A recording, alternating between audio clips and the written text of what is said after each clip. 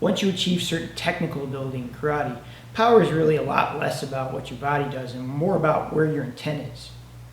Again, this is not all karate, but I've watched a lot of karate and I've seen a lot of this where it's not particularly helpful or good.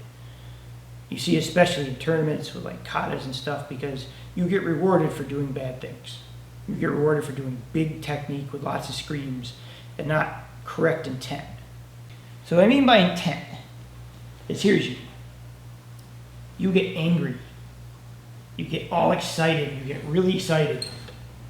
And then you throw this excitement as hard as you can. And it dissipates by the time it gets there. Right? Because your excitement was here. So if you're envisioning someone doing kata and they're going, and they're screaming, and like all that intent was from the beginning, and they're propelling it almost like you're shooting a bullet. The initial explosion's at the beginning, and then over time it dissipates and loses force and drops. When you throw good intent, here's you, situation happens, and you remain calm up until the point of explosion, which is there. So the difference would be, instead of me shooting a gun 300 yards and watching the bullet drop, I walk up to you at like a foot away and then shoot. That way there's very little drop in speed. So what that looks like is, if you took this guy, the intent would actually go like this.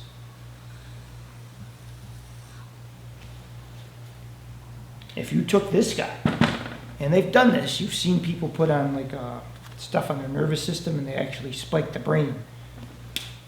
It looks like this, like that. Short, powerful intent is much more deep than long, gradual intent.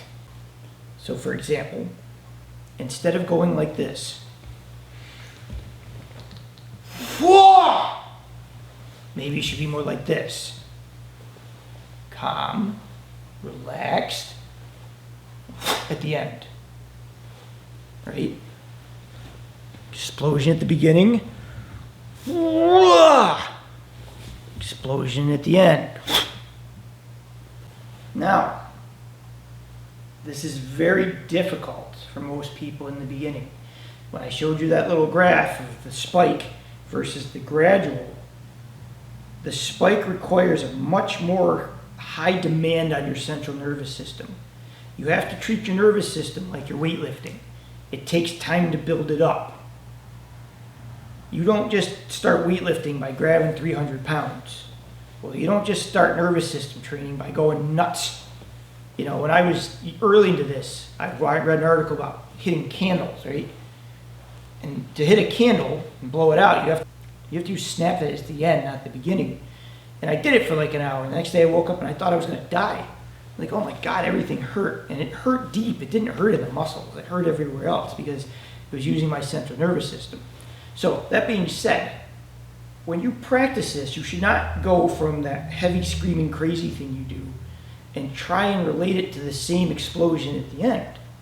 What you want to do is you want to do it smooth for a while, almost like if you were learning to golf. If you were learning to golf, I would hope you would just take nice easy cuts until you got the stroke down. Whatever that stroke is, you want to make that stroke.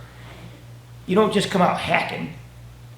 So to learn this, what you do is you just load and feel your body unload nicely. Feel the relaxation. And then the pop comes here. At the end.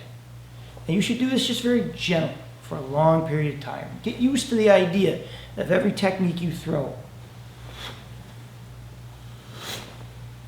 where everything comes gentle and the body feeds it, right? By gentle, I don't mean like this. Like that doesn't work either. That's dumb. What you want to do is feel how the body generates the force from natural motion. Then you have to learn how to explode at the very end of the motion.